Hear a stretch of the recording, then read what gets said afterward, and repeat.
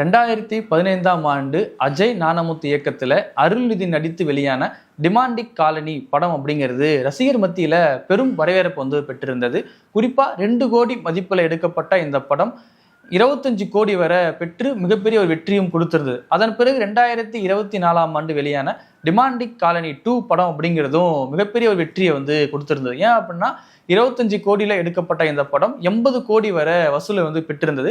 ரசிகர் மத்தியிலையும் மக்கள் மத்தியிலும் பெரும் கொண்டாட்டத்தை இந்த படம் உண்டாக்கியது. ஏன்னா குறிப்பாக RR படங்கள்ல டிஃப்ரெண்டான ஆங்கிளில் அந்த படம் காட்டப்பட்டிருந்தது. குறிப்பாக அந்த படத்தில் நடித்த ஹீரோயினான பிரியா பவானி சங்கர் அவர்களும் மிக சிறப்பான ஒரு நடிப்பை அந்த படத்தில் வெளிப்படுத்தியிருந்தாங்க. அது மட்டும் இல்லாமல் அந்த படத்தோடைய மையமான கதாபாத்திரமாகவும் பிரியா பவானி சங்கர் அவர்கள் இருந்தாங்க.